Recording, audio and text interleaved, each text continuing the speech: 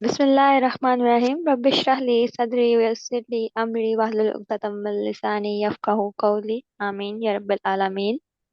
Starting with the name of Allah, who is the most merciful and the most beneficent. I greet you all with the Islamic greetings of Assalamu alaikum wa rahmatullahi wa barakatuh. May peace, blessing, and mercy of Allah subhanahu wa ta'ala be on all of you. This is your host Saman Shehzad from Educator 360, and today we are here for Medicine Prof Prep webinar. ये webinar सबसे पहले रखा क्यों गया, तो इसकी ज़रूरत थी क्योंकि बहुत सारे बच्चे थे जो कंफ्यूज थे कि मेडिसिन में पढ़ना कैसे है, पास पेपर्स करने चाहिए या नहीं करने चाहिए, डिस्टिंक्शन किस तरह से लेनी चाहिए, रिकमेंडेड बुक पढ़ने का क्या फ़ायदा है, किस तरह से टाइम मैनेज करना चाहिए और सिनेरियोज कैसे डायग्नोस करने चाहिए. तो इन सारे क्वेश्चंस को देखते हुए हमने ये वेबिनार रखा है जिसमें आप सबकी क्वेरीज को क्लियर आउट किया जाए. यहाँ पे मैं साथ ही वेलकम करना चाहूंगी हमारे आज के दो guest. First is Arwan Tanveer, who is CEO of Educator 360. Actually, this webinar is being arranged by Educator 360. So, welcome, Zarwan. And our second speaker, that is Chief Guest Speaker, she is Dr. Sundar Irshad from Fatma Jana Medical University. She is working as HO in Sargangaram Hospital, Lahore, and she is also a distinction holder in medicine. So, she will guide you about all the important points of medicine. Let's move on. First of all, I would like to invite Mohammad Zarwan Tanveer, CEO of Educator 360, so that he elaborate about the Educator 360 agendas and why and how we are different from other platforms and why should you join Educator 360. Over to you, Zarwan. जी thank you so much Saman. अस्सलाम वालेकुम everyone. Thank you for joining us. और my name is Sarwan Tanveer. और आज मैं तो इससे पहले कि आप लोगों प्रॉपर सेशन की तरफ जाएं, वेबिनार जिसके लिए आप लोगों ने इसको ज्वाइन किया, मैं आप लोगों को एक ब्रीफ से इंट्रोडक्शन देना चाहता हूँ एजुकेटर 360 के बारे में. देखें, एजुकेटर 360 एक बेसिकली ऐसा प्लेटफॉर्म है जिसके ऊपर हम लोग कोर्सेज, स्किल सेट्स, गाइड्स और इस तरह के जो है ना, हम एजुकेशनल कोर्सेज लेके आए जो कि प्रोडक्टिव हैं हमारी सोसाइटी के लिए. जो इस तरह के हैं कि जो हमारी सोसाइटी में बेसिकली हमें वैसे तो यूट्यूब वगैरह पे भी अवेलेबल होते हैं, लेकिन हमें उनका कॉन्सेप्ट क्लियर नहीं होता, हमें कोई समझाने वाला नहीं होता, हमें वो जो कोर्सेज है या नॉलेज है उसको हमें प्रॉपरली कन्वे नहीं किया जाता. तो फॉर दैट बीइंग सेड, हम खुद भी मेडिकल स्टूडेंट्स हैं अल्हम्दुलिल्लाह. और हम लोग खुद जो है इस चीज को समझते हैं कि मेडिकल स्टूडेंट कम्युनिटी को किस तरह के चैलेंजेस का सामना करना पड़ता है. जैसे फॉर एग्जांपल लेक्चर्स जो हैं वो ऑलमोस्ट हर यूनिवर्सिटी, हर मेडिकल कॉलेज में सेम होते हैं. तो तो इसी तरह जो है, बहुत सारी चीजें इस तरह की होती हैं जो स्टूडेंट्स को समझ नहीं आती हैं कि क्या बात की गई है. तो इस इन दैट केस स्टूडेंट्स जो है वो एक्स्ट्रा कोई प्लेटफॉर्म्स ढूंढते हैं जहाँ पे उनको चीज कन्वे की जाए. और हम जो एजुकेटर 360 है इसके ऊपर ना सिर्फ एजुकेशनल कोर्सेज जैसे कि मेडिकल के कोर्सेज हैं, बल्कि नॉन मेडिकल के कोर्सेज और इंशाल्लाह जो टेक्निकल स्किल्स और नॉलेज वगैरह के जो स्किल सेट कोर्सेज होते हैं वो भी इंशाल्लाह अवेलेबल है. अगर मैं इसको छोटा सा समराइज करूँ सारे इस एजुकेटर 360 के प्लेटफॉर्म को कि ये है क्या चीज़, तो बेसिकली इसके अंदर मैं ये बताना चाहूंगा कि ये एक ऐसा प्लेटफॉर्म है जो आपकी कन्वीनियंस के लिए बना है. ठीक है, ये आपके साथ अवेलेबल है हर वक्त, as long as you have a smartphone an active internet connection. तो आप कभी भी किसी भी टाइम और जब आपका दिल चाहे और जितना आपका दिल चाहे कंटेंट जो है, कोर्स जो है उसको कंज्यूम कर सकते हैं. जी समन, प्लीज नेक्स्ट स्लाइड.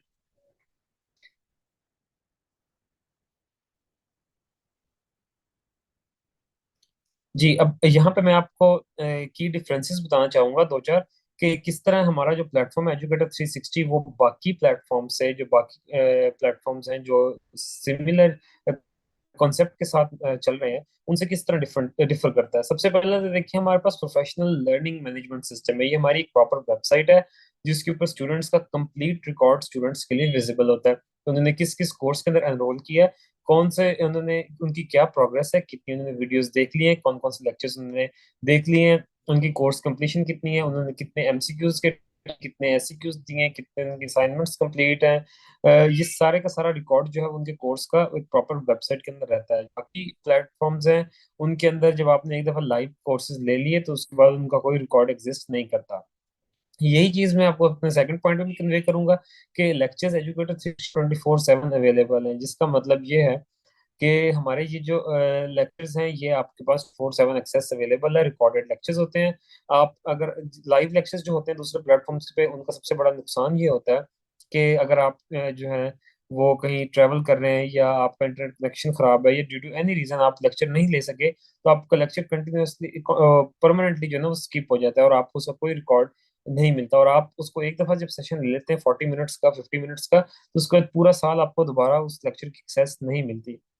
ठीक है। तो तीसरा यही चीज मैं आपको लेके आऊंगा, topic wise MCQs with explanation of every lecture.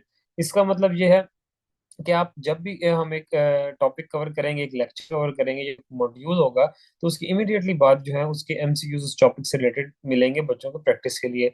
इसका ये फायदा होगा कि कोशिश हमारी ये होती है कि ये पास्ट जो है ना जो पेपर्स होते हैं उनमें से एमसीक्यूज आए, क्योंकि वो बेसिकली इंपॉर्टेंट टॉपिक्स के होते हैं और वो एक अच्छा पैटर्न सेट करते हैं। इसका फायदा ये होगा कि अगर आपने एक टॉपिक कवर किया है तो टॉपिक कवर करने के फौरन बाद अगर आप उसके एमसीज कर लेंगे तो आपको यकीन हो जाएगा कि आपके वो कॉन्सेप्ट उस टॉपिक से रिलेटेड जो है ना वो क्लियर हो चुके हैं, आपकी उसके ऊपर एक पूरी कमांड आ जाएगी। और अगर जस्ट इन केस आपके एमसीक्यूज अटेम्प्ट नहीं होते तो इसका मतलब है कि अभी आपको उस टॉपिक के अंदर मजीद जो है ना मेहनत की जरूरत है, तो आप उस वीडियो को, उस टॉपिक को, उस लेक्चर को दोबारा रिविजिट कर सकते हैं।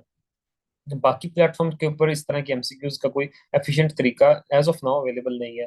फोर्थ पॉइंट मेरा ये है कि डेडिकेटेड रिसोर्स बैंक है। डेडिकेटेड रिसोर्स बैंक का मतलब ये है कि हमारे पास जितने भी बच्चों को अक्सर जरूरत होती है पीडीएफ्स की, बुक्स की, उसके अलावा टॉस की, स्केजुअल्स की, नोट्स वगैरह की, तो उन सारी चीज़ों के लिए या तो वो गूगल वगैरह पे सर्च करते हैं, तो या फिर व्हाट्सएप ग्रुप, फेसबुक ग्रुप वगैरह के अंदर सर्च करते हैं। तो और इसका एक सबसे बड़ा नुकसान ये भी है कि अगर आप कोई व्हाट्सएप ग्रुप स्टडी मटेरियल के लिए ज्वाइन करते हैं, तो उसमें जो हर नए आने वाला जो स्टूडेंट होता है उसको प्रीवियस जितने भी कंटेंट शेयर होगा उसकी एक्सेस नहीं होगी। और दूसरा इसका नुकसान ये होगा, जो बाकी ऑलरेडी स्टूडेंट्स हैं, अगर हम दोबारा से एक नए आने वाले स्टूडेंट्स के लिए शेयर करते हैं कोई भी चीज़, तो जो ऑलरेडी प्रीवियस स्टूडेंट्स हैं उनके पास फिर वही चीज़ की रिडंडेंसी हो जाएगी। तो मल्टीपल चीज़ें जो हैं वो उनके पास एक ही तरह की इकट्ठी होती जाती हैं, एक ही बुक के पीडीएफ से इकट्ठे होते जाएंगे, एक ही चीज़ के नोट्स इकट्ठे होते जाएंगे बार बार। तो ये एक बहुत इनएफिशिएंट तरीका है। इसके लिए हम लोग डेडिकेटेड रिसोर्स बैंक बना रहे हैं। ये it is a still work in progress, लेकिन ऑलमोस्ट कंप्लीट हो जाएगा by the end of this month. तो उसके बाद आप इसको एक्सेस कर सकते हैं इंशाल्लाह। और दूसरा ये है कि आपके पास एक लाइफ टाइम एक्सेस है। लाइफ टाइम एक्सेस का मतलब ये है कि बहुत सारे कोर्सेज हमारे इस तरह के हैं जिनके लिए आपको आपको परमानेंट एक्सेस मिल जाएगी। यू गेट टू पे for these courses one time, और उसके बाद ये परमानेंट आपके पास रहेंगे। इनकी एक्सेस जो है ना परमानेंट रहेगी आपके पास, क्योंकि एजुकेशन बेसिकली कमोडिटी है। एजुकेशन एक नेसेसिटी है, तो इसको हमें मोनेटाइज नहीं करना चाहिए, इसको अफोर्डेबल रखना चाहिए। और last but not the least, certificates on course completion. इसमें मेडिकल कोर्सेज जब आप करते हैं तो उसमें तो डेफिनेटली सर्टिफिकेट्स की ऐसी जरूरत नहीं है अगर आपने कोई कोर्स या लेक्चर अटेंड किए हैं। लेकिन जो नॉन मेडिकल कोर्सेज हैं उनके अंदर आपको कोर्सेज सर्टिफिकेट्स मिलेंगे, ताकि आप कोई भी एक स्किल सेट जो है ना करने के बाद, उसका कोर्स पूरा कंप्लीट करने के बाद, आप ये तसल्ली से कह सकें कि आप एक स्किल सेट के अंदर सर्टिफाइड हैं। जी प्लीज नेक्स्ट स्लाइड कीजिएगा। जी, और ये एक छोटी सी लास्ट चीज आपसे शेयर करना चाहता हूँ। 2023 के हमारे एजुकेटर 360 का रोड मैप, इस के अंदर बेसिकली हम लोग जो फर्स्ट क्वार्टर होगा 2023 का, उसके अंदर बहुत सारे लोगों को यूट्यूब चैनल का और एक फेसबुक पेज है नेस्ट डेली, उसका आइडिया होगा। नुसैर यासीन का जो प्लेटफॉर्म है जिसपे ऑलमोस्ट 20-30 मिलियन फॉलोअर्स हैं, उनके साथ हम कोलेबोरेशन कर रहे हैं अल्हम्दुलिल्लाह। और नेस आईओ की हम एक ऐप जो है ना वो एजुकेटर 360 के साथ लिंक कर रहे हैं। This is a work in progress. और उसके अंदर डेडिकेटेड रिसोर्स बैंक मिलेगा। ठीक है, अनाउंसमेंट्स जितनी भी होती हैं, अनाउंसमेंट्स और जितने नोटिफिकेशंस वगैरह होंगे वो सब उसके अंदर मिलेंगे। उसका ये फायदा होगा, ये पहले 3 पॉइंट्स हैं, कि हम जैसे व्हाट्सएप ग्रुप ज्वाइन करते हैं, अगर एक स्टूडेंट जो है वो एक व्हाट्सएप ग्रुप ज्वाइन करता है या कोई फेसबुक ग्रुप ज्वाइन करता है, उसमें पहले क्या कुछ होता रहा है उस ग्रुप के अंदर उसका उसको बिल्कुल आइडिया नहीं होता। अगर उसको कोई भी डाटा चाहिए वो दोबारा से भेजना पड़ता है, तो वो उसको तो दोबारा एक तो ये है कि स्टूडेंट को तो दोबारा से वो सारी चीजें भेजनी पड़ेंगी, लेकिन जो बाकी सारे लोग हैं उनके लिए जो इंपॉर्टेंट चीजें हैं वो सारी जो है स्किप होना शुरू हो जाती हैं।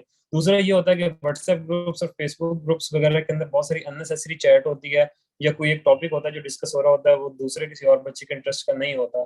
तो वो चीजें हम खत्म कर रहे हैं इस ऐप के थ्रू, जिसके अंदर हम सिर्फ जिन स्टूडेंट्स को जो भी नोटिफिकेशन जाया करेंगे वो उनके काम के ही हुआ करेंगे। अगर उनका टेस्ट का रिमाइंडर है, उनके कोई लेक्चर का रिमाइंडर है, वो सारे उनको इस ऐप के थ्रू जाएंगे इंशाल्लाह। और उसके बाद ये होता है एम्बेसडर एंड एफिलिएट प्रोग्राम्स हम स्टार्ट कर रहे हैं। अभी तक ये होता है बहुत सारे कॉलेजेस के अंदर डिफरेंट प्रोग्राम्स के एफिलिएट एम्बेसडर्स तो होते हैं, लेकिन एफिलिएट प्रोग्राम जो है ना वो अनाउंस नहीं करते। बहुत सारे स्टूडेंट्स के लिए एफिलिएट प्रोग्राम बहुत इंपॉर्टेंट होता है। बहुत सारे स्टूडेंट्स जो होते हैं खासतौर पर फाइनल ईयर में जाके गाइडलाइंस वगैरह देते हैं अपने जूनियर्स को। तो उन लोगों के लिए एफिलिएट प्रोग्राम का ये मतलब होगा कि वो जितने भी स्टूडेंट्स जो है हमारी वेबसाइट के ऊपर, हमारे प्लेटफॉर्म के ऊपर एनरोल करेंगे, उनको रॉयल्टी जो है ना वो मिलती रहा करेगी। सेकेंड क्वार्टर के अंदर इंशाल्लाह हम लोग ये चीज इंट्रोड्यूस करवाएंगे कि हम टीचर्स के साथ वन ऑन वन इंटरेक्शन करवाएंगे स्टूडेंट्स का। क्योंकि अभी तक रिकॉर्डेड लेक्चर्स भी होते हैं, लेकिन अगर एक स्टूडेंट को उन रिकॉर्डेड लेक्चर्स में भी समझ नहीं आ रही क्या इशू है, तो वो टीचर्स के साथ via WhatsApp group on zoom call one two one interaction कर सकते हैं, जिनके अंदर इंस्ट्रक्टर्स जो होंगे उनको प्रॉपर टाइम देंगे, प्रॉपर कॉन्सेप्ट जो है इलस्ट्रेशन वगैरह के साथ, प्रेजेंटेशन के साथ वन टू वन, मतलब वन स्टूडेंट वन टीचर या दो तीन स्टूडेंट्स का ग्रुप होगा, वो उनको सिखाएगा। तीसरा ये होगा कि हम नॉन मेडिकल कोर्सेज भी ऐड करना चाह रहे हैं, जो कि हमारी नॉन मेडिकल कम्युनिटी उनके लिए भी फायदेमंद है, या कुछ वो चीजें होती हैं जो वैसे भी ओवरऑल मेडिकल स्टूडेंट्स के लिए फायदेमंद होती है लेकिन वो मेडिकल से रिलेटेड नहीं होती। जिस तरह फॉर एग्जांपल लैंग्वेज कोर्सेज होते हैं, जिस तरह ग्रामर कोर्सेज होते हैं, एटसेट्रा। मैं एक एग्जांपल दे रहा हूँ, this does not end here. और last but not the least, second quarter के अंदर हम लोग कर रहे हैं लॉयल्टी पॉइंट्स, रिवॉर्ड्स और गिव अवेज। यानी कि अगर आप फॉर एग्जांपल हम ये इंट्रोड्यूस करवाएंगे कि अगर आप एक कोर्स लेते हैं, आप उस सेशन के अंदर हाईएस्ट मार्क अचीव करते हैं तो आपको लॉयल्टी पॉइंट्स मिलेंगे। अगर आप रिव्यू देते हैं किसी कोर्स के ऊपर तो आपको लॉयल्टी पॉइंट्स मिलेंगे। अगर आप टेस्ट किसी भी क्विज के अंदर 80% 85 से ऊपर जो है ना वो करते हैं, पॉइंट्स मार्क्स स्कोर करते हैं, तो आपको रिवॉर्ड पॉइंट्स मिलेंगे। वो रिवॉर्ड पॉइंट्स आप इंशाल्लाह बाद में जाके रिडीम करके तो डिस्काउंट्स वगैरह हासिल कर सकते हैं। थर्ड क्वार्टर के अंदर इंशाल्लाह हम लोग ऐप इंट्रोड्यूस करवाएंगे एंड्रॉइड और आईओएस के लिए, जिसके अंदर सारे वेबसाइट की बजाय आप लोग अपने मोबाइल फोन के ऊपर भी जो है ना सारी चीजें जो है वो देख सकते हैं, कोर्सेज वगैरह।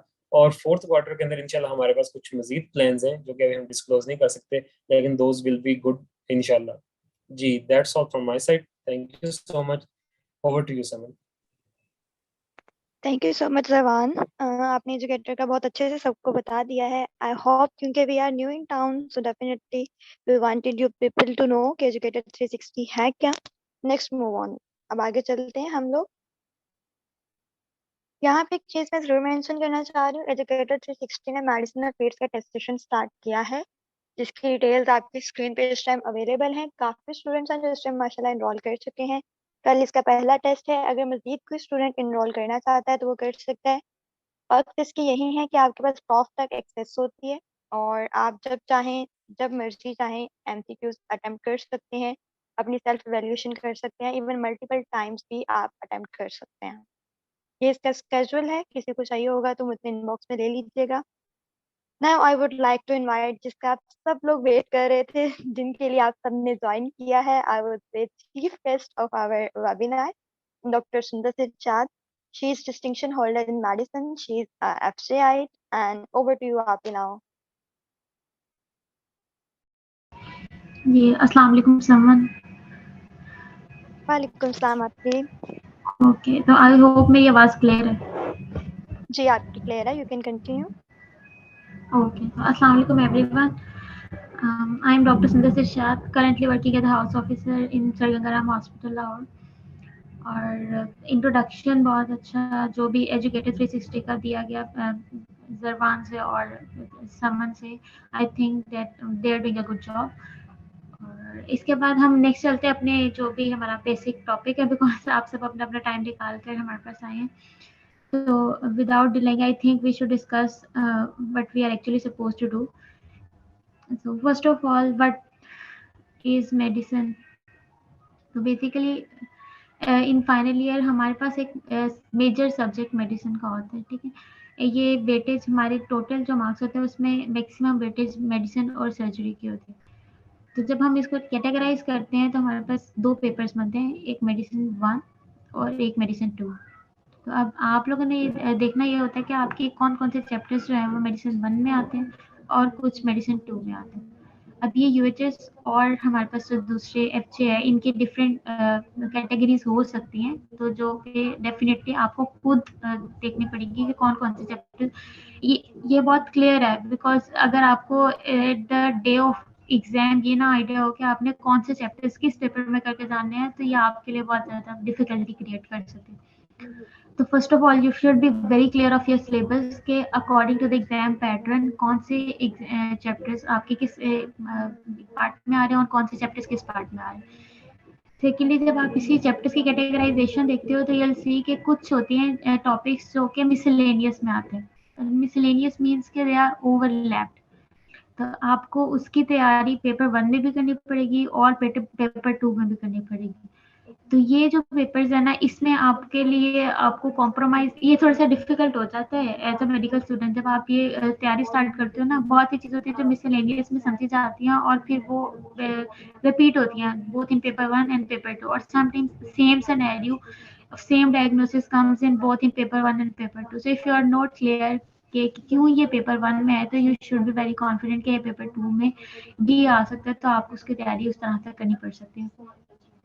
मिसलेनियस में हमारे पास कौन से टॉपिक्स आते हैं, उसमें बेसिकली ये जो हमारे पास cancer care, emergency medicine, critical care, pharmacology related to therapeutics, ये डिफरेंट टॉपिक्स हैं जो कि हमारे दो इलेक्ट्रोलाइट इम्बैलेंस, ये मिसलेनियस में आते हैं।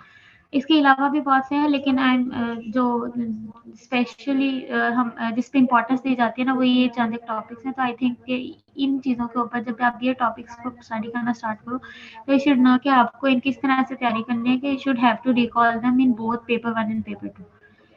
उसके बाद जब हम बात करते हैं सब्जेक्ट्स की, तो सब्जेक्ट्स जब हम मेडिसिन में बुक्स की बात करते हैं ना, तो डिफरेंट ऑथर्स की बुक्स हमारे पास आती हैं।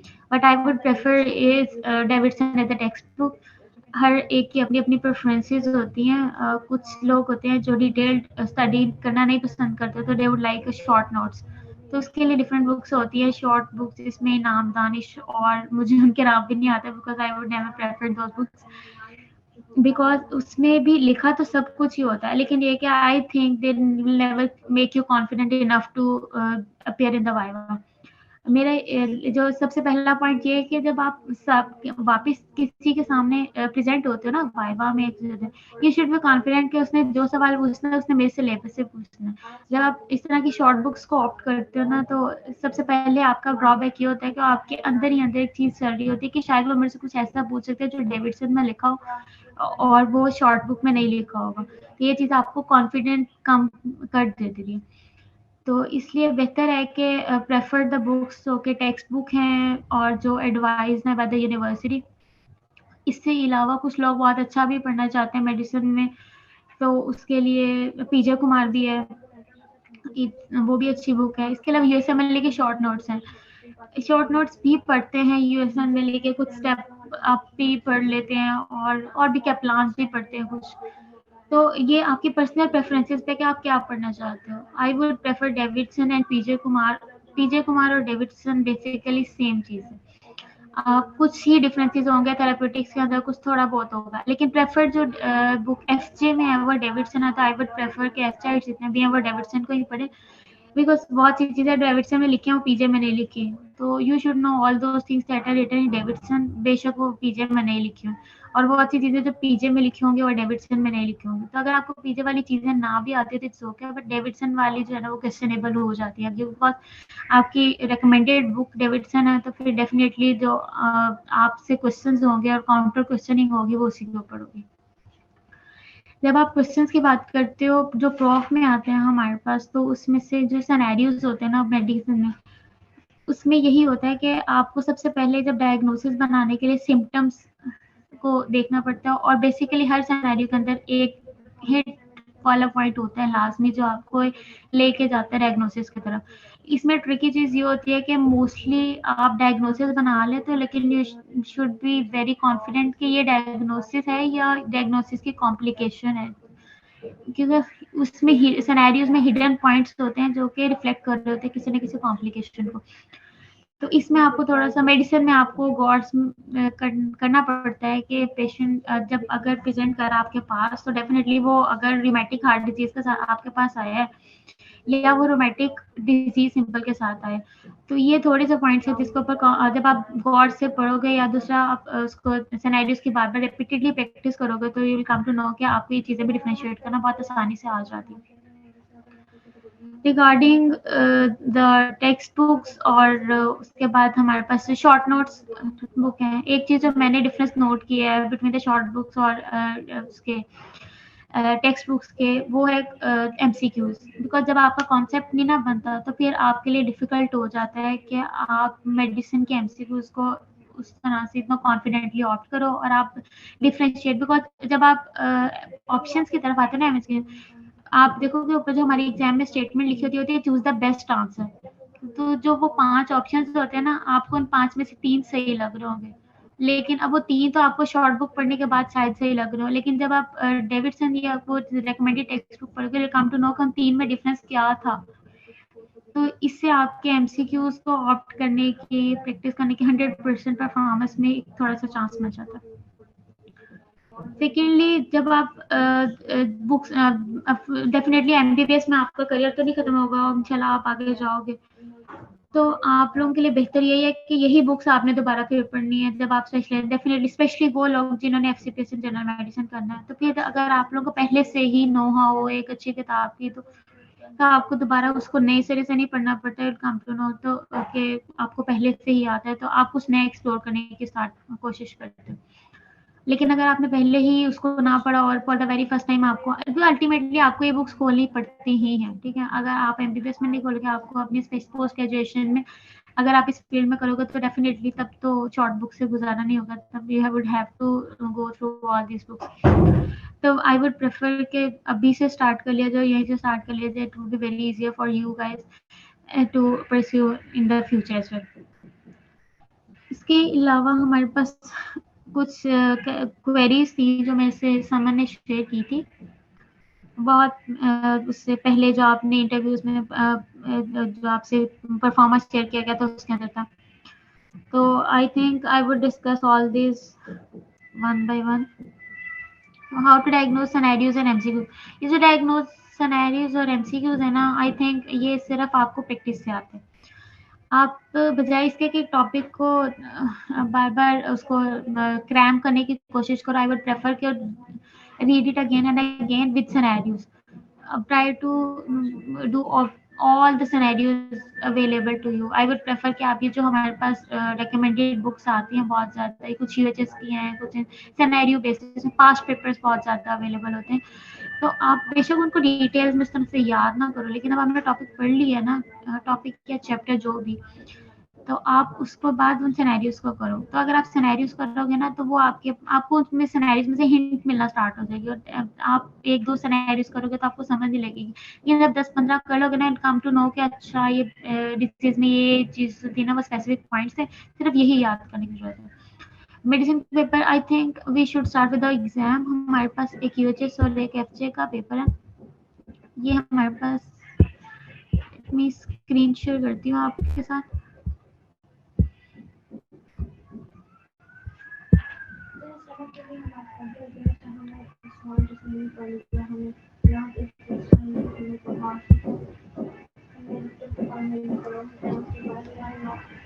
मेरी स्क्रीन शेयर हो रही है समझ?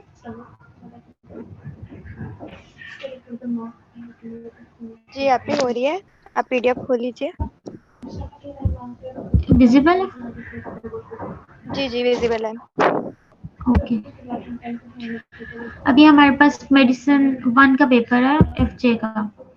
We would come to know by time के किस तरह से सिनेरियोज बनते हैं और किस तरह से सिनेरियोज के ऑप्शंस होते हैं। ये वेरी स्पेसिफिक, तो जैसे मार्क्स डिस्ट्रीब्यूशन देखो, आप सिर्फ 2, 3, 1, 1, 3, इसका मतलब आपने कोई बहुत ज्यादा लंबी कहानियां लिखने की जरूरत नहीं है। आपका 1-2 लफ्जों का answer, that's enough for you.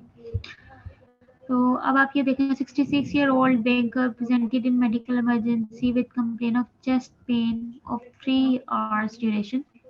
He had 2 episodes of vomiting, pulse is 120 per minute, BP 150/100, respiratory rate 14 per minute, Is afebrile and auscultation of chest. The first and second heart sounds are audible. Vesical breathing and the basal fine and inspiratory captations are audible. ECG showed ST elevation in lead V1 to V6. What is the most likely diagnosis? अब acute onset of chest pain है 3 hours के लिए 2 episodes of vomiting है patient को टेकी में है patient BP भी उसका ज़्यादा है और पेशेंट वैसे फेब्राइल है. अब अगर फेब्राइल हो और उसके साथ टेकीकार्डिया हो तो इसका मतलब कि ये टेकीकार्डिया जो है वो फेब्राइल की वजह से फेज की वजह से भी हो सकता है. ठीक है. फर्स्ट और second heart sounds are audible. इसका मतलब ये होगा कि कोई वो हमारे पास या वाल्वुलर डिजीजेस वगैरह नहीं है. वेसिकुलर ब्रीदिंग है. नॉर्मल वेसिकुलर ब्रीदिंग मीन्स के पल्मोनरी जो फंक्शन है वो कॉम्प्रोमाइज नहीं हुए. With basal and inspiratory capitation है तो इंस्पिरेटरी कैप्स हैं. ठीक है. तो कैपिटेशन है ना वो थोड़ा सा यहाँ पे हमारे पास है. ECG showed ST elevation in lead V1 to V6. तो हुआ क्या है 66 ईयर ओल्ड और सबसे पहले चीज एज सजेस्टिव है. ठीक है. Acute onset of chest pain इस एज में हमारे पास अगर आ गया. अच्छा 150-100 बीपी इस एज के अंदर ना कोई इतना ज़्यादा बीपी ब्लड प्रेशर नहीं होता बिकॉज आप जब आप 60 प्लस एज पे जाते हैं तो ये recommended blood pressure is 140-90 150-90 is the recommended blood pressure in this age group. ठीक है. इस एज में अगर 170, 120, 80 ब्लड प्रेशर हो तो it means the patient is in hypotension. What is the most likely diagnosis? V1 to V6. ये बहुत suggestive सी line है. ECG showed ST elevation in leads V1 to V6. इसका मतलब ST elevation क्या है? STEMI. ST elevation MI हो गया basically patient को. In lead V1 to V6. V1 to V6 का मतलब क्या है? अभी हमारे पास वो डेविडसन में ना बड़ी क्लियर लाइंस लिखी हुई हैं. V1 to V4 होता है हमारे पास एंट्रोलैटरल होता है. V4 से V6 होता है हमारे पास कौन सी वैल्व इन्वॉल्व होती है मायोकार्डियल इंफार्क्शन. इस डायग्नोसिस के 2 नंबर का मतलब ये था कि यू हैव टू डिस्क्राइब कि इसमें मायोकार्डियल इंफार्क्शन आंसर है. ST elevation MI proper. ठीक है. लेकिन V1 to V6 है ना इसका मतलब है ये पूरा एंट्रोसेप्टल इफेक्ट है. तो आपने ये भी बताना है साथ कि एंट्रोसेप्टल ST एलिवेशन MI.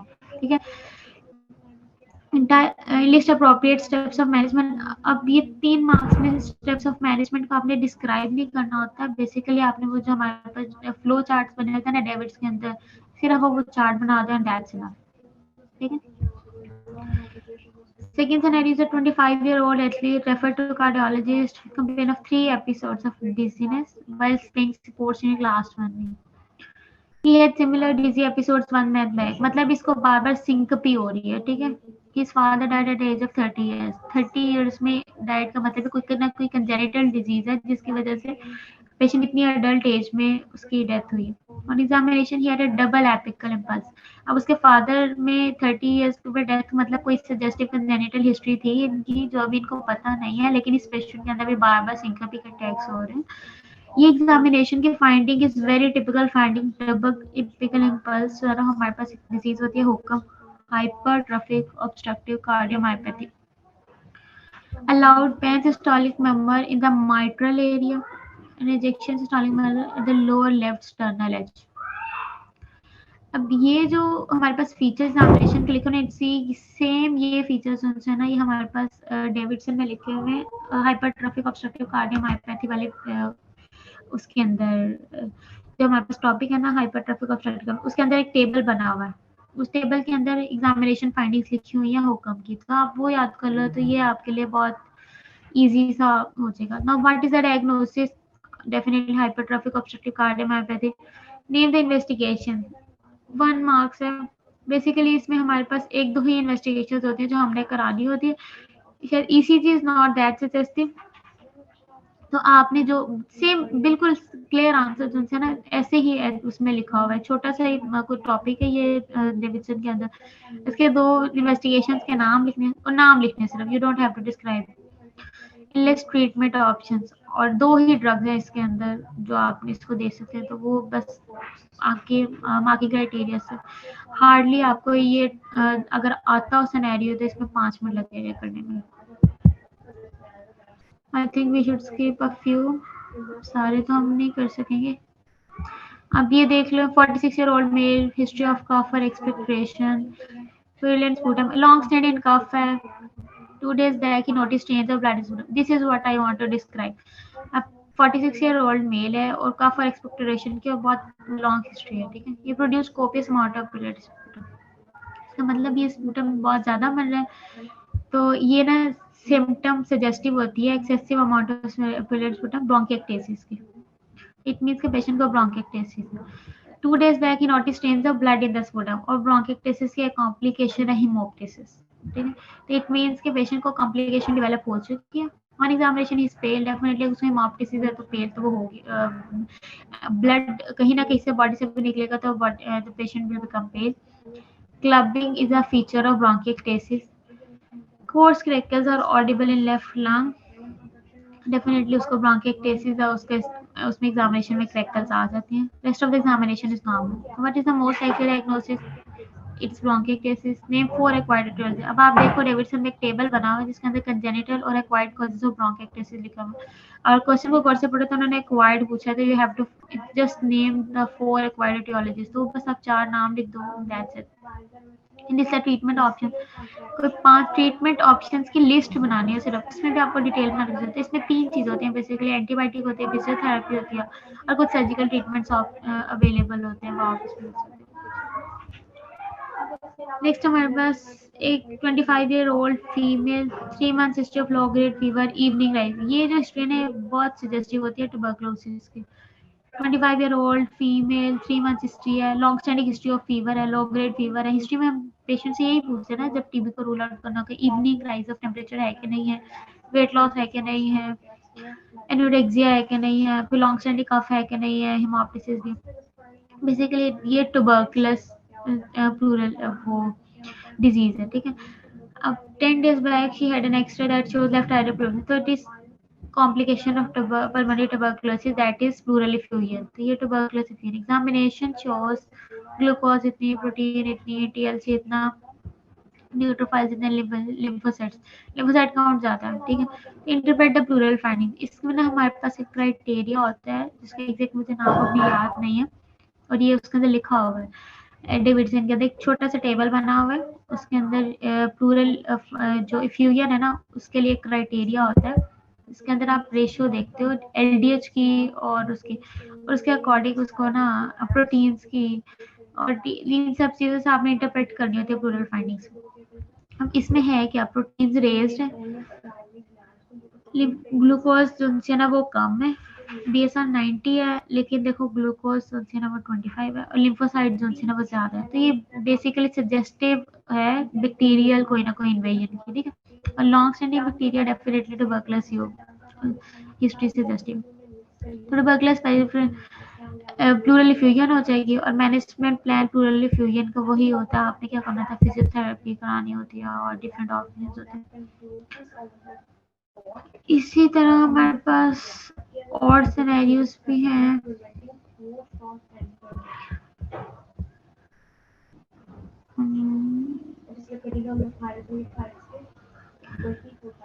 ये at 22 years old female 5 days history of progressive weakness of legs along with tingling and numbness, unable to get out of bed. Examination pulse is 88 per minute, BP 110 70, respiratory rate whatever 12. On examination tone is decreased in lower limb, ये hypotonia, power reduced, lower limbs के अंदर tendon reflexes are absent. A reflexia जो ना diagnostic feature है हमारे पास GBS का। तो basically ये हमारे पास क्या हो जाएगा, GBS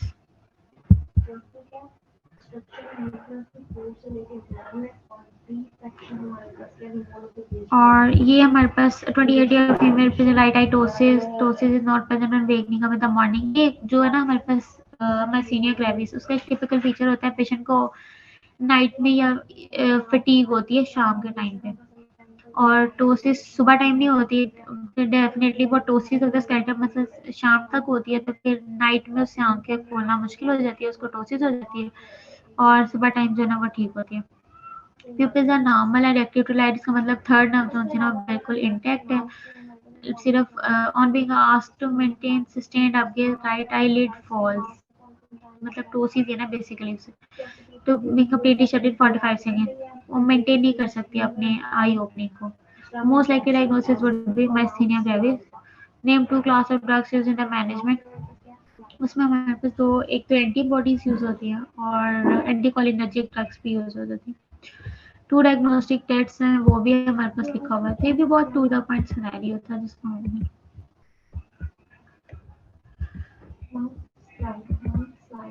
उसके बाद हमारे पास है 20 years old boy presents in medical emergency with history of high grade fever for 4 days associated with severe bone pains and bleeding from the gums।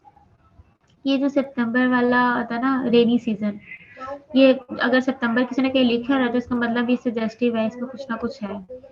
तो सितंबर का रेनी सीजन है, इसमें डेंगू ज्यादा होता है, ठीक है। हाई ग्रेड फीवर 4 डेज से, बॉडी एक्स बहुत ज्यादा है, सजेस्टिव है डेंगू के लिए।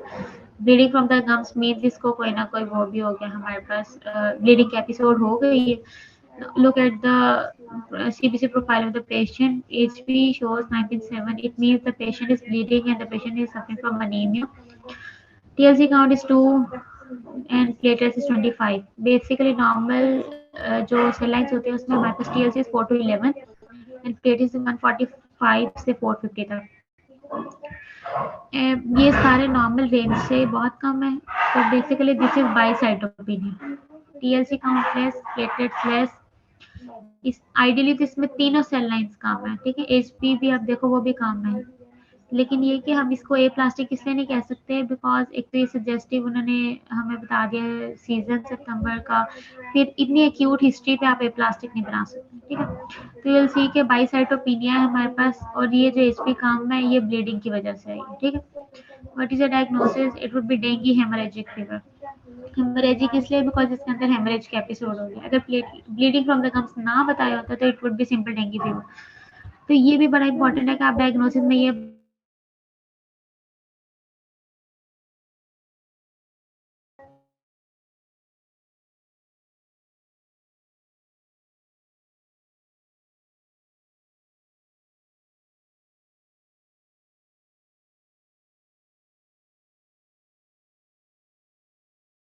आवाज आ रही? जी अभी अब आ रही है, पहले नहीं आ रही थी, अब आ रही है। अच्छा, हम यहाँ पे थे कि हम लोग बाईसाइटोपिनिया क्राइटेरिया है डेंगू फीवर का, लेकिन आपने ये देखना है कि is it dengue fever, is it dengue haemorrhagic fever और is it dengue shock syndrome. ये डायग्नोसिस के मार्क्स सिर्फ तब मिलेंगे अगर आपने क्लियरली डिफाइन किया होगा whether the patient is suffering from dengue fever, DHF और डीएसएस। तो अब आप इसमें ये देख लो डेंगू फीवर तो कंफर्म है, लेकिन ब्लीडिंग एपिसोड है कि नहीं है, you will see any scenario bleeding है कि नहीं। अगर ब्लीडिंग है तो इट मीन ये डीएचएफ हो गया, और लेट्स से ब्लीडिंग नहीं है तो इट विल बी डीएफ। और अगर उन्होंने हमारे पास साथ वाइटस दिया हुआ, वाइटस में BP less than 90/60, pulse pressure is very narrow, तो आप तब कह सकते हैं कि this is dengue shock syndrome. उसकी मैनेजमेंट और उसकी इन्वेस्टिगेशन फिर उसके अकॉर्डिंग होता है। With special test will you order, ये डिपेंड करता है कि पेशेंट किस डेज पे प्रेजेंट करा हमारे पास। बेसिकली दो स्पेसिफिक टेस्ट होते हैं, एक NS1 एंटीजन होता है और एक IgM IgG होता है। NS1 antigen is preferred before 4 days and from 5 above will prefer IgM or IgG, मतलब डेंगू सीरोलॉजी प्रेफर करता है। I think that's enough. और इसके अलावा हमारे पास एक ये भी है, 65-year-old diabetic male, shortness of breath for last 1 day, history of fever for 5 days, dry cough, examination pulse is 110 per minute, BP1, respiratory rate 32। ये इसमें सिग्निफिकेंट फाइंडिंग है। afebrile patient, oxygen saturation is dropped. Basically, it should be 94 to 100% normally. His conscious oriented, north side nose, chest radiography, peripheral bilateral ground class opacities in the lower zone. ये typical picture है हमारे पास covid की, peripheral bilateral ground glass opacities in lower zone, ठीक है। 65 years old patient है, comorbidity उसे है, shortness of breath of last 1 दिन की है सिर्फ, ठीक है। वो भी एक्यूट ऑनसेट ऑफ फीवर उसको 5 दिन पहले हुआ था। होता है ये कोविड नमूनिया में फीवर और एक्यूट इलनेस सब सेट हो जाती है, पेशेंट इम्यूनो कॉम्प्रोमाइज होता है, लंग्स में फाइब्रोसिस हो जाती है, तो पेशेंट का रेस्पिरेटरी रेट ज़्यादा है और पेशेंट की सैचुरेशन ड्रॉप हो गया बिकॉज उसके ब्लड में circulation oxygen saturation is not that enough. तो पेशेंट इज कॉन्शियस, कोई इसको और और कोई डिफिकल्टी इन ब्रीदिंग, जो जिस सजेस्टिव साइन होता है एसिडोटिक ब्रीदिंग का, वो कोई नहीं बताया। तो patient is conscious and alert, neither side nose. तो ये बेसिकली कोविड नमूनिया है। बट अब आप इसमें सिंपल कोविड भी कह दोगे तो दैट्स इनफ, लेकिन ये कि हमारे पास ये कोविड नमूनिया है बिकॉज इसके अंदर हमारे पास ग्राउंड ग्लास कैपेसिटीज आ गई है। ठीक है, तो ग्राउंड ग्लास कैपेसिटीज जो है ना वो सजेस्टिव है कि लोब, जब पल्मोनरी लोब्स के अंदर ओपेसिटीज आ गई हैं तो you should label it pneumonia. तो this is covid pneumonia and ये सिवियर कोविड नमोनिया होगा। ठीक है, बिकॉज इसके अंदर ऑक्सीजन सेचुरेशन पेशेंट की ड्रॉप करके। तो what other investigation would advise? तो ये आपने कोविड की इन्वेस्टिगेशन पढ़ी होगी और मॉनिटरिंग किस किस्म की करनी होती है। स्पेसिफिकली इसके अंदर हमने सैड सी मॉनिटर करनी होती है पेशेंट की अगेन एंड अगेन, और पेशेंट की सबसे ज़्यादा ज़रूरी जो है वो ऑक्सीजन होती है। बाकी आप इसमें जो स्पेसिफिक इन्वेस्टिगेशन होती है इसमें CRP देखना बहुत ज़रूरी होता है। उसके बाद हमारे पास है a 40 years old woman presenting dyspnea on exertion, palpitations and weakness in 3 months. History of menstrual bleeding for the last 3 months, heavy menstrual bleed, menorrhagia, poor socioeconomic status, 6 children, examination से पहला टेस्टिस remarkable, HB भी कम है, platelets 2 lakh, TLC 7, TLC lies within the normal range, platelets lie within the normal range, HB कम है, dyspnea on exertion, palpitation and weakness, basically suggestive है कि anaemia हो गया उसका। ठीक है, she gives history of heavy menstrual bleeding for the last 3 months, menorrhagia हुआ है पेशेंट को, सोशियो इकोनॉमिक स्टेटस भी उसका अच्छा नहीं है। बेसिकली ये हमारे पास डायग्नोसिस बनेगा आयरन डेफिशिएंसी एनीमिया का। कॉज आपको पता लग गया, मेंस्ट्रुअल ब्लीडिंग है, 6 चिल्ड्रन है उसके। तो ये सारी चीज़ें सजेस्ट कर रही हैं कि पेशेंट को जिनसे ना ब्लड लॉस हो रहा है, उसके न्यूट्रिशन भी कम थी और साथ जो उनसे ना ब्लीडिंग उसकी बहुत ज़्यादा हो रही है। तो इस सब की वजह से उसको एक्सर्शन, डिस्निया, पैल्पिटेशन, वीकनेस सारा कुछ आ रहा है और HB सजेस्टिव है 6.5 भी। I think that's enough from this paper. इसके बाद हमारे पास है UHS का पेपर।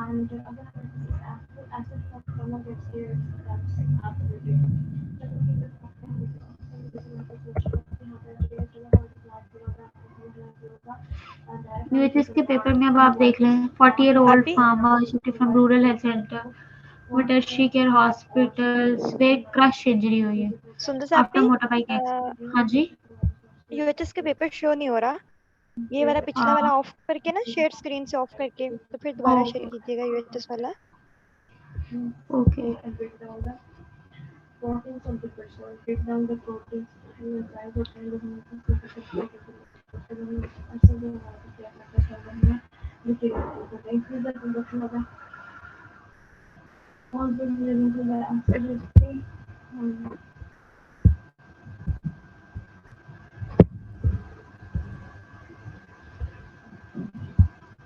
अभेश,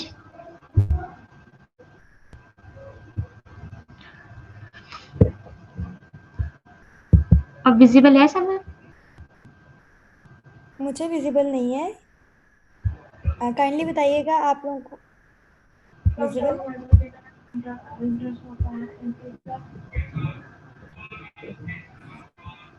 नहीं, आप इस दोबारा करें।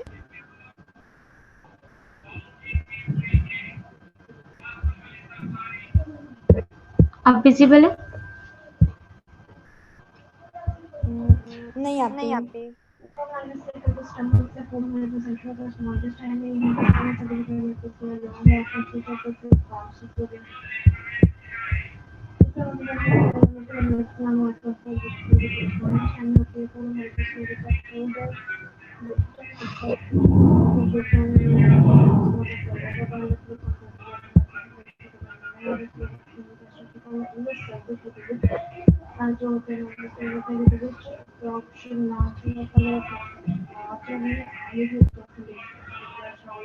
आप ये अभी भी विजिबल नहीं है, आप मुझे बता दें। UHS का मेडिसिन 1 का शो करना है, 2 का मैं कर देती हूँ।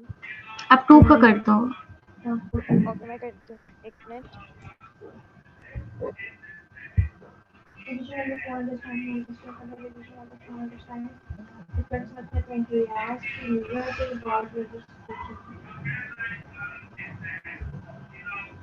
दो मिनट्स एवरीवन, मैं जस्ट काम कर रही हूँ।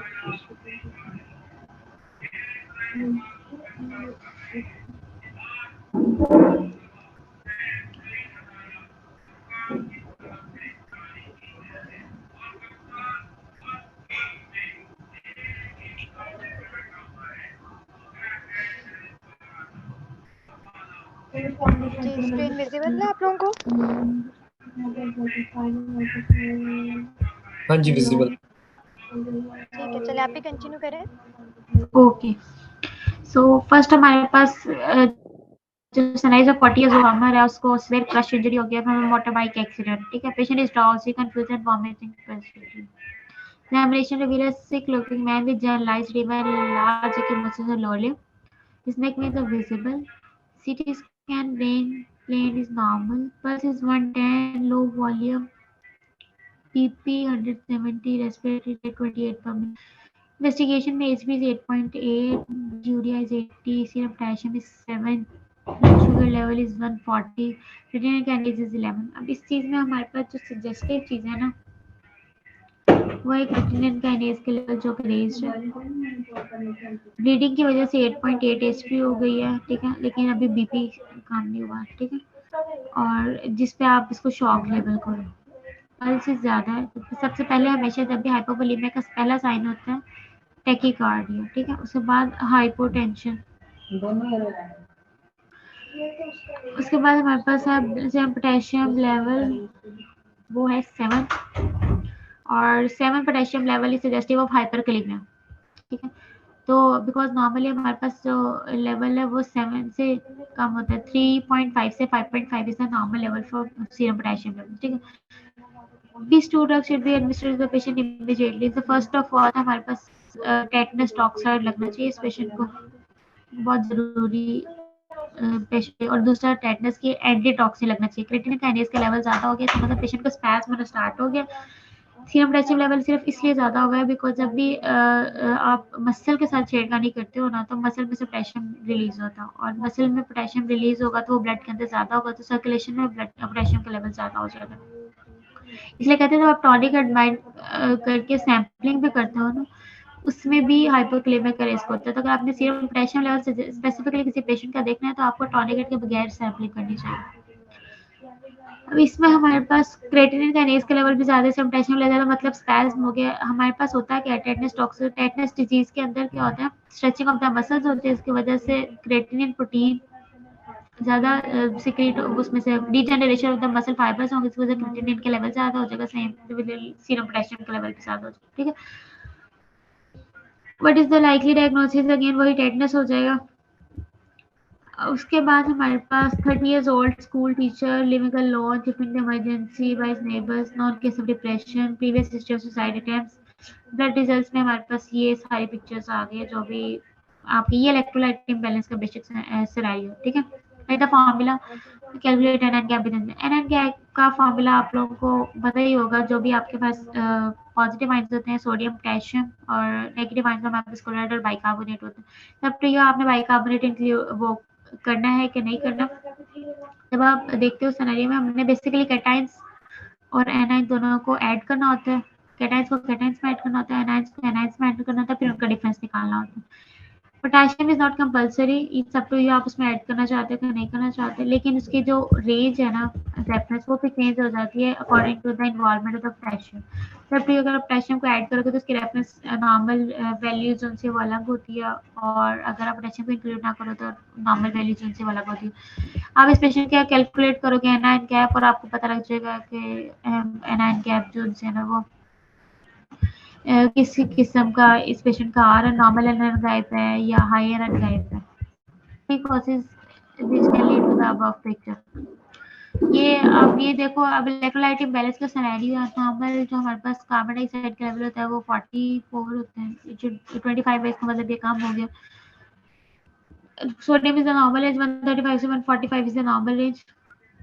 ऑक्सीजन की कंसंट्रेशन भी नॉर्मल है, potassium is lies within the normal age, chloride is within the normal age, लेकिन बाइकार्बोनेट 24 होता है बट इट इज 12, तो सेम बाइकार्बोनेट का लेवल कम है, इट मींस कि ये एसिडोसिस हुई है। ठीक है, अब आपने इसको फर्दर देखने के whether it is metabolic acidosis या हमारे पास दूसरी रेस्पिरेटरी एसिडोसिस है, उसके लिए आपको उसको फिर वो जो हमारे पास एबीसीस वाला चैप्टर है ना, आर्टीरियल और venous electrolytes along with the oxygen और कार्बन डाइऑक्साइड की कंसंट्रेशन वगैरह, उसको ये बेसिकली उसी टॉपिक में से, और ये वो वाला सिनेरियो है जो कि ओवरलैप करता है बिटवीन मेडिसिन 1 और मेडिसिन 2। तो आपने ये इलेक्ट्रोलाइट्स इम्बैलेंस इसको नहीं बोला, metabolic acidosis, metabolic alkalosis, respiratory acidosis, respiratory alkalosis, ये कंपलसरी आपके लिए आपने सब में करना है, पेपर 1 और पेपर 2 में भी। 18-year-old स्टूडेंट जो हमारे पास पैल्पिटेशन के साथ आ रहा है, रिकरेंट बार बार आ रहे हैं, सिग्निफिकेंट वेट लॉस है पेशेंट को, खा भी सही रहा है, वेट लॉस है with good appetite is a sign of hyperthyroidism, फिर पैल्पिटेशंस भी हो रही है पेशेंट्स को, स्वेटी वार्म पाम्स है, तो ये सजेस्टिव सिनेरियो है हमारे पास हाइपरथायरॉइडिज्म का। समन प्लीज नेक्स्ट। जी आप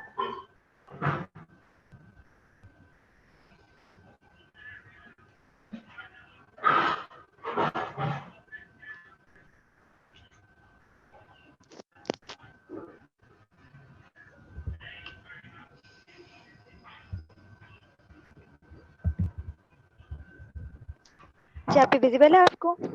हाँ जी, थैंक यू।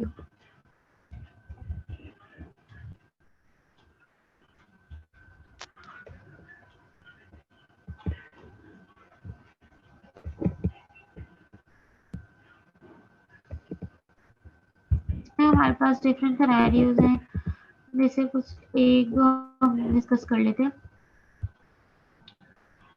ये हमारे पास एक scenario 55-year-old taxi driver but hospital by colleagues in very agitated state, restless है, कंफ्यूज, एटेक्सिया, ही है, स्लगिश आई मूवमेंट, निस्टैग्मस भी है, अल्कोहलिक है और increase intake of alcohol after death of his wife, according to examination pulse भी ज्यादा है, BP is normal, respiratory is normal, patient is not afebrile, clinical diagnosis, immediate treatment और serious consequences. Basically patient को क्या होगा, alcohol acute alcohol intoxication है जिसकी वजह से उसका निस्टैग्मस डेवलप हो गया है, और एक्यूट अल्कोहल इंटॉक्सिकेशन में हमारे पास एक इसकी जो हमारे पास सीरियस कॉन्सिक्वेंस हो जाता है ना, उसमें आता है वर्निकी कॉर्सैकफ सिंड्रोम होता है। तो ये भी साइकेट्री का एक सिनेरियो है जिसमें आपने एक्यूट अल्कोहल इंटॉक्सिकेशन पढ़ोगे तो उसमें आप देख लोगे कि वर्निकी कॉर्सैकफ सिंड्रोम होता है जो सीरियस कॉन्सिक्वेंस है, तो हमें इसको प्रिवेंट करना होता है पेशेंट के ट्रीटमेंट में। 40 years old businessman, OPD the history of fever for the last 7 days, 7 दिनों से पेशेंट को फीवर है, कंटिन्यूस है, हाई ग्रेड है, कंटिन्यूस का मतलब है ये मलेरिया नहीं हो सकता, बिकॉज मलेरिया में इंटरमीडिएट फीवर होता है, हाई ग्रेड है, relieved on taking oral paracetamol, gives a history of watery diarrhoea for the last 2 days, इसका मतलब उसका जीआई ट्रैक्ट में इन्वॉल्व हो गया, no history of headache, cough and urinary system. तो अगर हमारे पास ये कोई सिम्टम नहीं है तो इसका ये मतलब हुआ कि फोकस ऑफ इन्फेक्शन ना तो यूटीआई है ना तो पल्मोनरी कोई इन्फेक्शन है। ठीक है, इस पल्स से 60 पर मिनट रेडी है पेशेंट को, temperature is 102.6 and respiratory rate 22, rest of his examination is unremarkable, HP is normal, TLC is in the lower limits, platelet count is 120,000, definitely thrombocytopenia हुआ पेशेंट को। ठीक है, 140 to 140 150 to 450 is a normal range for platelets. Blood culture shows gram negative growth. ये बहुत typical सा scenario है typhoid का, gram negative growths में हमारे पास साल्मोनेला टाइफी आता है। अब आप एक चीज इसमें नोट करोगे कि डेंगू में भी पेशेंट को फीवर था, लेकिन डेंगू का fever rarely exceeds for 5 days। Dengue का एक फेज होता है फेब्राइल फेज जो कि 3 to 5 days तक रहता है, कुछ लोगों में 7 days तक भी चला जाता है, लेकिन मेजोरिटी में 3 to 5 तक ही रहता है। 10 days की एक टोटल इलनेस होती है डेंगू की। तो फीवर इज कंटिन्यूअस, ये तो डेंगू और इसमें डिफरेंशिएट नहीं कर सकता, हाई ग्रेड दोनों में होता है। हिस्ट्री ऑफ वाटी diarrhoea is least common adults के अंदर, जो उनको डेंगू हो, बच्चों में होता है कि वायरल इन्फेक्शन कोई भी हो तो उनको साथ जीआई ट्रैक्ट की इन्वॉल्वमेंट हो जाती है, लेकिन बड़ों में ऐसा नहीं होता। ब्रेडिकार्डिया वायरल इन्फेक्शन में भी हो जाता है और वैसे भी हो जाता है। अच्छा, होता क्या है, पेशेंट को टेम्परेचर 1 और 2 है लेकिन उसका टैकीकार्डिया नहीं हुआ, तो ये भी एक फीचर होता है टाइफाइड का, जिसके अंदर ये होता है कि नॉर्मली जब हम पढ़ते हैं कि जब 1 डिग्री राइज होता है तो फिर 10 बीट्स पर मिनट जो है ना हमारे पास पल्स भी ज़्यादा होती है। ये नॉर्मल फिनोमेना होता है हमारे पास जब भी फेब्राइल फेज आता है। लेकिन ना जो हमारे पास टाइफाइड है, इसका कैरेक्टरिस्टिक फीचर है, इसमें पेशेंट को फीवर होता है लेकिन टेकीकार्डिया नहीं होता साथ। Respiratory rate is 22, normal, rest examination unremarkable. अब ये दो चीज़ें हैं जो हमारे पास इसके अंदर आ रही हैं, टीएलसी और प्लेटलेट काउंट। ठीक है, तो टीएलसी इज 4000, प्लेटलेट काउंट है 120,000। अब ये दोनों चीज़ें आपको कंफ्यूज करेंगी डेंगू और टाइफाइड में। 4000 लोअर लिमिट पे है, तो बाईसाइटोपिनिया बेसिकली हमारे पास हो जाता है डेंगू के अंदर। ठीक है, लेकिन अभी भी it lies within the normal range. ठीक है, और 120,000 इट मीन थ्रोम्बोसाइटोपेनिया ज्यादा है, TLC count is still in the normal range. ठीक, तो आई वुड प्रेफर कि ये हमारे पास जो सिनेरियो है ना वो ये सारे हिंट्स के साथ ये टाइफाइड का ही मिल रहा है। और जब हम इसको अगली स्टेटमेंट पढ़ते हैं blood culture, the blood culture is not a specific test for dengue fever, it is a specific diagnostic test for typhoid. So blood culture में gram negative rods आ गए, it means it is not a virus. तो gram negative rods जो हमारे पास typhoid कहते हैं, it is salmonella typhi. So what is the most likely diagnosis of typhoid? 2 GI complications of the disease. There are so many complications of the disease. intestinal perforation हो जाती है, strictures बन जाते हैं, obstruction भी हो सकती है, hemorrhage भी हो सकता है, और भी बहुत सी चीजें। Comment on pulse rate, definitely वही बात आ गई कि रिलेटिव जो टैकीकार्डिया होता है ना वो उसमें नहीं होता, जो टाइफाइड होता है इसमें रिलेटिव ब्रेडिकार्डिया होता है। ठीक है, नॉर्मल जो फिनोमेना है उसके कॉन्ट्राडिक्टरी फिनोमेना हमारे पास टाइफाइड के अंदर होता है। So the scenario is so suggestive of typhoid disease, so it is actually a typhoid. I think we should close paper discussion here. जी आप ही कुछ क्वेश्चंस वगैरह थे वो डिस्कस कर लेते हैं, और इस टाइम पे भी जो ऑडियंस के क्वेश्चंस चैट बॉक्स में आए हैं वो मैं आपको पढ़ के सुनाती हूँ, आप उनको आंसर कीजिएगा। आप सब लोग अपने क्वेश्चन ड्रॉप कर सकते हैं चैट बॉक्स में, हमारी स्पीकर अवेलेबल है, वो आपके सारे क्वेश्चंस को आंसर करेंगी।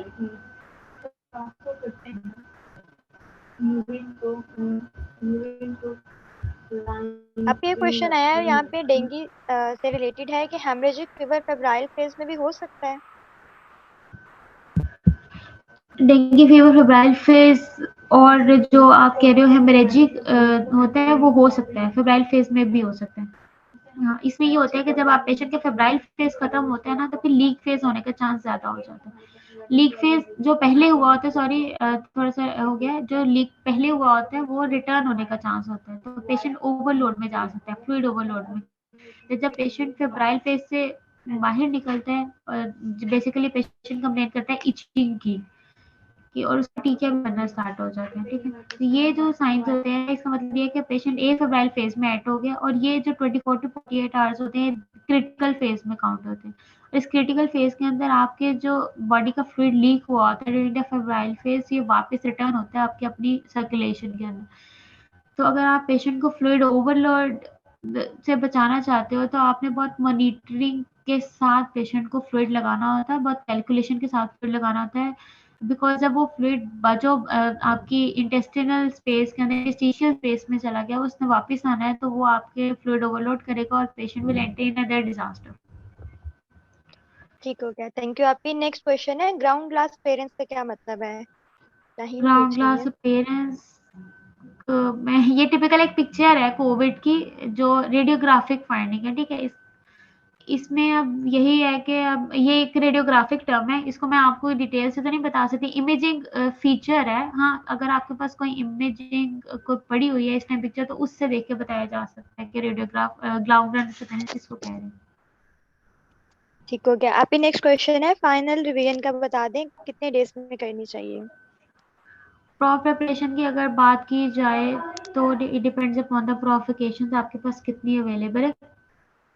हमारे टाइम पे कोविड की सारी छुट्टियां शुरू में मिल चुकी थी, तो एंड टाइम बहुत कम बचा था। तो I still remember I was left with only 15 days for medicine before pro. ठीक है, तो जो सेंड अप से पहले की वेकेशंस होती हैं वो तो काउंट ही नहीं होती ना, बिकॉज आपने पहली दफा बुक को एक दफा गो थ्रू करना होता है। तो 15 ठीक डेज हो गया। में मैं यही प्रेफर करूंगी कि जब आप प्रिपरेशन करते हो ना, तो रादर देन क्रैमिंग का चैप्टर आप एक चैप्टर को 2-2 3-3 दिन लगाओ। आई वुड प्रेफर कि 2 चैप्टर एक दिन में करो। इससे ये होगा कि आपने एक दफा पहली दफा अगर याद नहीं ना होगा, तो जब आपके पास एंड पे 2-3 दिन एक्स्ट्रा बच जाएंगे ना, तो उन दिनों में आप दोबारा उसको पढ़ोगे तो वो आपको ज्यादा बेनिफिट देगा कंपैरेटिवली अगर वो आप 2-3 दिन बीच में इंडल्ज करें।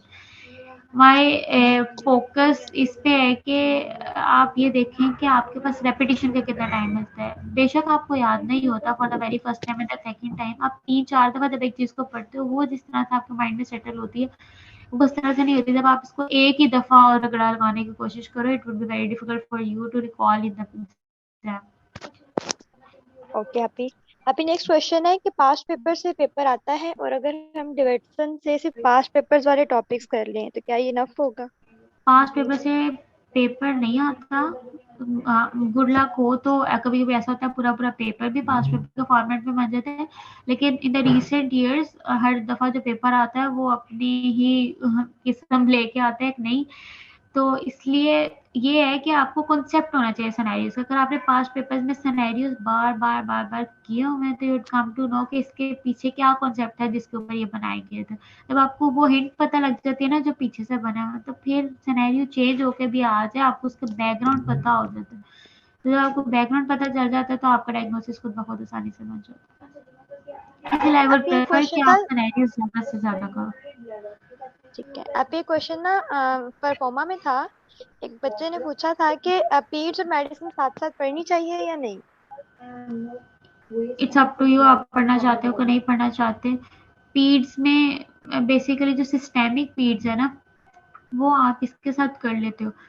लेकिन ये कि जो मेजोरिटी ऑफ द पीड्स है ना वो मेडिसिन से बाहर ही होती है। ठीक है, वो सेपरेट ही होती है इस प्रॉफ में। अगर आप वैसे कहो ना सिस्टेमिक, जैसे आपने जीआईटी यहाँ से भी पढ़ ली और जीआईटी वहां से भी पढ़ ली, तो जो जीआईटी की डिजीजेज मेडिसिन में एडल्ट्स में होती है ना वो बहुत रेयर होती हैं जो सिग्निफिकेंट पीड्स के अंदर। ये आईबीडी आईबीएस के साथ जो मेडिसिन में इंपॉर्टेंट है, पीड्स में आपको सिनेरियो ही नहीं आएगा आईबीडी आईबीएस का। कभी आपको सिरोसिस का सिनेरियो पीड्स में नहीं आएगा। पीड्स में आपको आएगा थैलेसीमिया का सिनेरियो। तो वो जो डिजीजेज सजेस्टिव होती है ना पीडियाट्रिक्स एज ग्रुप की, बेसिकली पेपर में आती ही वो, उसके लिए आपको एडिशनल ही पढ़ना पड़ता है। तो इट्स अप टू यू, आप मेडिसिन में साथ साथ अगर करना चाहते हो तो आपका बेसिक फोकस जब भी आप पीड्स की बुक खोलो तो पीडियाट्रिक जो एज ग्रुप में डिजीजेस कॉमन होती है उनमें होना चाहिए, रादर देन कि आप ये गैस्ट्रिक अल्सर यहाँ पे पढ़े था वहां पढ़ो, वहां पे आपको गैस्ट्रिक अल्सर नहीं आएगा।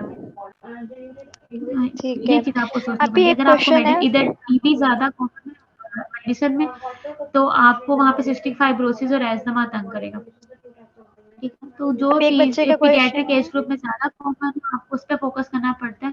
तो ये एक एडिशनल एफर्ट होती है। तो इट्स अप टू यू, अगर आप साथ ले जाना चाहते हो तो ले जाओ। आई वुड प्रेफर कि आप सेपरेट ही कर लो।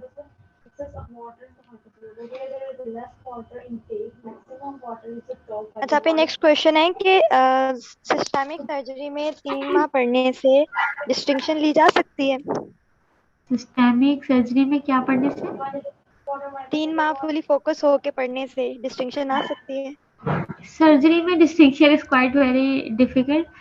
उसकी वजह ये है कि जब आपके पास पेपर आता है ना तो इट कम टू नो के पेपर आपकी एक्सपेक्टेशन से बहुत अलग आता है। सर्जरी का पेपर बहुत ही डिफिकल्ट होता है as far as my experience is concern. हमारी दफा में जो पेपर आया था that was too difficult to be understood. और उसमें इस तरह से हुआ था कि एक ही सिनेरियो जो हमें पेपर 1 में भी आया था और उसका answer we were not sure of that, पूरी बेले में उसका आंसर कहीं नहीं लिखा हुआ था। और वही सिनेरियो आपका रिपीट हो गया था पेपर 2 के अंदर, ठीक है। तो इस तरह की हार्ड लक हो जाती है। और सर्जरी ना एक्सटेंसिव काफ़ी ज़्यादा, उसमें ये नहीं होता कि आपको जो मेन डिजीजेज है वो आ जाएंगी, उसमें रेयर भी आ जाती हैं। तो ये इसलिए आपके लिए डिफिकल्ट हो जाता है। बाकी इट्स अप टू यू, अगर आप 3 महीने सिस्टेमिक सर्जरी पढ़ते हो, सिर्फ सिस्टेमिक से तो नहीं काम होता, फिर आपको जनरल भी मुकाबले से पढ़नी पड़ेगी बेले से। तो you will go for distinction इंशाल्लाह। इंशाल्लाह। आप एक और क्वेश्चन है कि S1 का पेपर लास्ट टाइम UHS में भी काफी टफ आया था, तो दे आर सेइंग उसके MCQs कैसे सॉल्व करें, किस बुक से प्रैक्टिस करनी चाहिए, और बेले एंड लव उसके से जब लिए सॉल्व नहीं हो रहा तो क्या करना चाहिए? प्रैक्टिस बुक एमसीक्यू के लिए कोई भी जरूरत नहीं है किसी भी किस्म की। आप बेले को रट लो, जब आप पेपर पढ़ोगे ना आपको पता लग जाएगा कि बेले की लाइन्स ही हैं उठा के, तो आपको बेले की लाइन्स ही पढ़नी पड़ेंगी। I still remember the lines of बेले जो कि हमारे पास एमसीक्यूज में आई थी उसमें एग्जाम में। लेकिन होता ही है कि जब आप मेडिसिन, पीड, सर्जरी और 4 बुक्स को आपको इकट्ठे लेके जाना पड़ता है ना, तो बेशक आपने बहुत अच्छे से भी सर्जरी पढ़ ली हो, आपको लाइन्स एग्जैक्ट नहीं याद रहती। तो जब लाइन्स एग्जैक्ट नहीं ना याद रहती तो वो 5 अप्रोप्रिएट आंसर्स में से द एग्जैक्ट और द बेस्ट आंसर चूज करना वेरी डिफिकल्ट। आपको ये जरूर पता होगा कि बुक की किस लाइन से एमसीक्यूज बना है, बट यू बी नॉट कि इसमें से राइट आंसर कौन सा है, बिकॉज वो सब भी आपको इक्वली इफेक्ट लग रहे होते हैं। ठीक है। आप ये क्वेश्चन है कि पेपर किस तरह अटेम्प्ट करना चाहिए टू स्कोर मैक्सिमम, और टाइम मैनेजमेंट का कोई इशू तो नहीं होता? टाइम मैनेजमेंट का तो कोई खास इशू नहीं होता। पेपर सिनेरियो बेस्ड होता है, वजह इसके कि आप बहुत डिटेल्ड आंसर दो, टू द पॉइंट और स्पेसिफिक आंसर लिखो। मैं तो प्रेफरेबली जो मेडिसिन का एग्जाम हुआ था उसमें एक एक दो दो लफ्ज के आंसर्स लिख के आई थी। बस ये देख लो कि उसके मार्क्स कितने, अगर किसी डायग्नोसिस के 2 मार्क्स हैं या 3 मार्क्स हैं, इसका मतलब वो डायग्नोसिस सिंपल नहीं है, उसके अंदर कोई एक दो लफ्ज ऐसे हैं जो आपका लिखना बहुत जरूरी है, जिसके लिए वो स्पेसिफिकली मार्क्स बढ़ाए गए। तो उसके लिए आपको ठीक थोड़ा सा एफर्ट करनी पड़ेगी, अदरवाइज कुछ भी ऐसा नहीं है जो आपको डिटेल में लिखना पड़े। आप मैक्सिमम लिखो ऑप्शन, जैसे ट्रीटमेंट ऑप्शंस आते हैं ना, तो उसमें बजाय इसके कि आप एक हेडिंग दो और उसको डिटेल में लिखो, आई वुड प्रेफर कि आपको 10 पॉइंट लिख दो, बेशक उनके नाम ही लिख दो सिर्फ, ठीक है। तो आपको आना ज्यादा चाहिए, ठीक डिटेल वो आपसे सुनना नहीं चाहते। ठीक है। आप ये एक बस क्वेश्चन है आगे कि पास्ट MCQs की एक बुक है, क्या वो करना बेटर होगी? फास्ट एमसीक्यूज की बुक देखो, ये सारी चीजें अच्छी हैं, प्रैक्टिस बुक्स करनी चाहिए। अगर आपके पास टाइम है तो बस टाइम मैनेजमेंट अच्छी होनी चाहिए। प्रैक्टिस बुक्स में ये होता है कि आपको सेम टू सेम कभी भी नहीं आते, लेकिन ये है कि अक्सर आप जो एमसीक्यूज में से कॉन्सेप्ट ले लेते हो ना, वो आपको सिनेरियो सॉल्व करने में भी हेल्प करते हैं। अक्सर आपने पास्ट पेपर के सिनेरियोज पढ़े होंगे जो ना आपके पहले पेपर में एमसीक्यूज की स्टेटमेंट बन के आए हैं, लेकिन वो आपके पेपर में एज एन एससीक्यू आ जाते हैं, थोड़ा सा डिफरेंस ठीक है। क्रिएट करके। तो एमसीक्यू और एससीक्यू के सिनेरियो, इसका मतलब ये है कि आपने बेसिकली जो ना सिनेरियो, उसका जो बैकग्राउंड जिसके ऊपर उसकी बेसिक्स है, वो आपको बताना चाहिए बस, कि किस चीज पर डिजाइन किया गया है। तो वो आप 6-7 साल डिजीज रिमेन्स द सेम, उसकी कॉम्प्लिकेशन सेम रहती है। तो अगर आपको बेसिक हिंट पॉइंट पता लग जाए ना, तो फिर वो बेशक इधर से उधर कर दें सिनेरियो को, you would come to know कि अगर इसमें ये चीज लिखी है तो this is highlighting this thing. अभी हमारे पेपर में मैं डिस्कस करना भूल गई, वो एक फेल्टी सिंड्रोम का सिनेरियो था। रिमेटिक सिंड्रोम, रिमेटिक डिजीज की थी पेशेंट को लॉन्ग विद स्प्लेनोमेगाली। तो एक बड़ा सजेस्टिव सा फीचर है, एक पेशेंट को रिमेटिक डिजीज और साथ स्प्लेनोमेगाली हो गया, अब वो आपको साथ कह दे ओरल अल्सर भी है पेशेंट को, ईसीजी भी नहीं ठीक आ रही है, हार्ट में पेन भी है, इसका मतलब ये होगा कि रोमैटिक डिजीज की कोई ना कोई कॉम्प्लिकेशन पेशेंट को डेवलप हो गया। और अगर है स्प्लेनोमेगाली है तो पक्का ये कंफर्म डायग्नोसिस फैटी सिंड्रोम का बनता है। और उसके 3 सिग्निफिकेंट फीचर जो हमारे पास किसी के ऊपर आते हैं, न्यूट्रोपिनिया हो जाता है, तीनों सेल लाइन डिप्रेस हो जाती है, एनीमिया होता है, न्यूट्रोपिनिया, थ्रोम्बोसाइटोपिनिया हो जाता है। तो ये स्ट्रेट फॉरवर्ड क्वेश्चन था, डायग्नोसिस फैटी सिंड्रोम, और लैब फाइंडिंग्स क्या होंगी, एनीमिया, न्यूट्रोपिनिया और थ्रोम्बोसाइटोपिनिया, दैट्स इट। डायग्नोसिस खत्म, और मार्क्स उसके आपको उतने मिलते हैं जो उसके डेजिग्नेटेड होते हैं। Thank you so much. आपके यहाँ पे हमारे क्वेश्चन खत्म हो गए हैं। मैं आपका बहुत बहुत थैंक यू करना चाहूंगी, आपने बहुत डिटेल में सारी चीजें डिस्कस की हैं, और होपफुली होपफुली इंशाल्लाह जितनी भी ऑडियंस यहाँ पे मौजूद थी उन्हें फ़ायदा होगा। हमारे साथ यूएचएस के लोग भी थे, हमारे साथ एफसी के लोग भी मौजूद थे। यूएचएस और एफजे का थोड़ा सा पैटर्न डिफरेंट चला जाता है, लेकिन आई विल रिकमेंड कि एफजे वाले अपना ही टेबल ऑफ स्पेसिफिकेशन फॉलो करें एंड यूएचएस वाले अपना फॉलो करें, क्योंकि आपके मेडिसिन 1 और मेडिसिन 2 में एक टॉपिक का डिफरेंस आ जाता है।